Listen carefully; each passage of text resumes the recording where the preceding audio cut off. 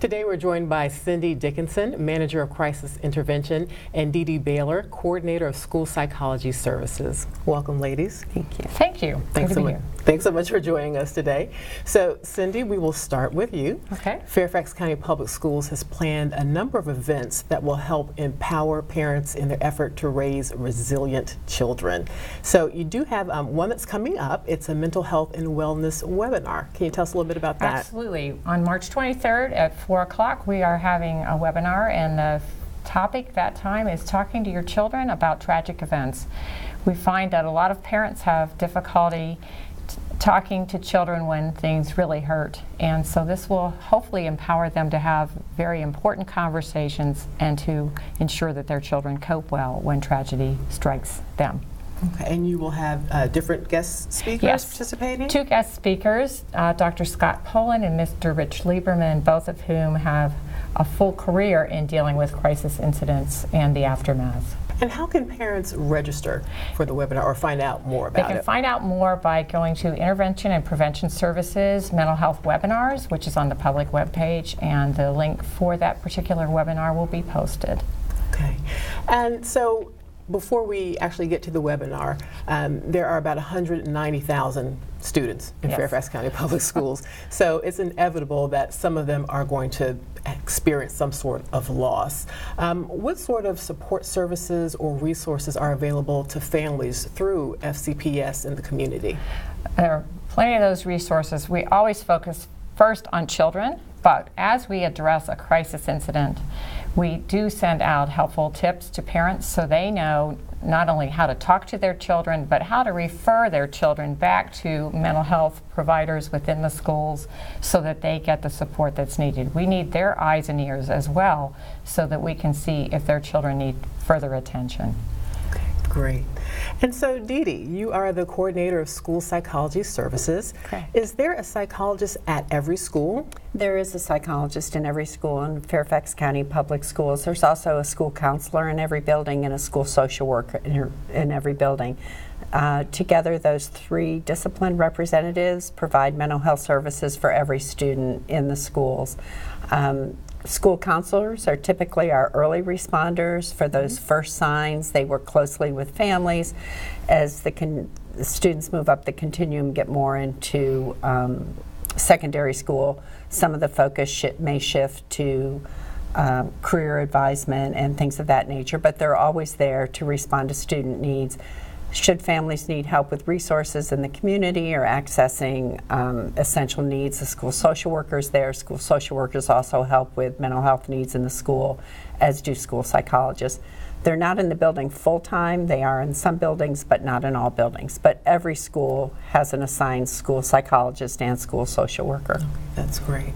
And so you're in the midst of planning the second annual community conversation on teen stress. We are. Tell us about that. Oh, thank you. Thank you for giving us this opportunity to share the information with the community.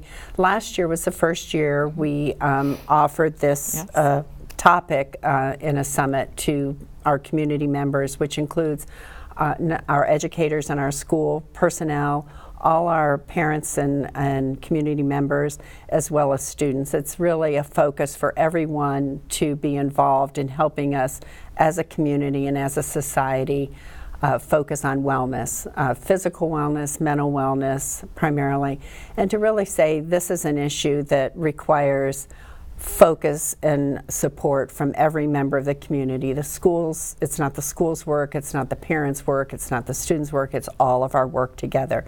So what can we do together to address issues around teen stress and some of those typical adolescent challenges that end up being family stressors and you know, the ripple just keeps going out. And when is the date? The date is this year is May 9th, and we have a wonderful slate of presenters. Okay. Cindy's on the committee with me. All our work is interconnected. Absolutely. It's part of our larger resiliency project focused on mental wellness. We look at post-traumatic stress disorder, which is in the news a lot, PTSD, and how trauma impacts, and there's of course a lot of tumultuous times as an adolescent, which and there's more serious trauma. We've been talking about post-traumatic growth. you may go through a very challenging situation, but how you come out of it is what changes.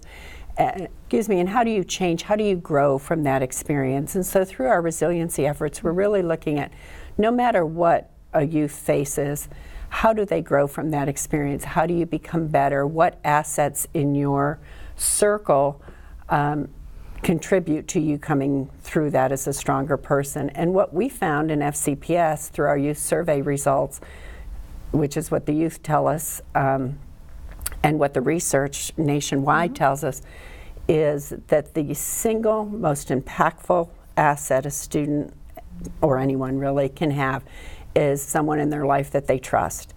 And so for every youth, every child needs a significant adult in their life. Ideally, it's a parent, but it needs to be beyond the parental sphere. It needs to be another significant adult. So as parents, we have the responsibility to our own children, but we also, as members of society and the bigger community, have a responsibility to someone else's child, to be that significant adult. Every child needs to feel safe, and that requires at least one adult they can trust. And it may be you. Well, we definitely look forward to hearing more about this event, and I'm sure we'll have you guys back to talk about it as we get closer to May 9th. But before that time, if a parent senses that something is just not quite right with his or her child, that maybe there's a difference in mood or behavior, what should he or she do? Depends on the parent. If they should have a conversation with their child to try to find out what's going on. Is there a school issue? Is there a peer issue? And so forth. If it circles back to some school concern, I would certainly let the school counselor know first and alert that person that perhaps a follow-up discussion with that student is in order to try to identify the source of the problem. However, if a parent ever feels that it's actually an emergency, they need to get emergency services right away. If it's not just mood, but there's some real thought about trying to harm oneself or do something that really is very frightening, there are emergency services in our county. We have that information on our school websites, and they need to access someone quickly. And we hope that they have the presence of mind to think through what is typical for their teen in particular, and if this is just a different day or whether this is beginning to show signs of a pattern, at which point someone, a clinician, might need to take a look at what's going on with that student. And again, the clinicians are available in the schools. The parent or our guardian can call on either the counselor, the psychologist, or the social worker. They will definitely check in with the student, see what's going on. Typically, if the symptoms or the changes in behavior last more than 2 weeks, then definitely we should check in with the student. We also have two public websites on the FCPS public website. One is Resiliency. If they put Resiliency in the search engine, comes up with a lot of great ideas and tips and resources for parents. And a second website is Youth Depression and Positive Mental Health. And there are a lot of resources in there, emergency numbers, resources in the community services board. So a lot of resources for parents are available on the public website. Wonderful. This is so very helpful. Thank you so much for coming in today. Thank you for having us. Thanks.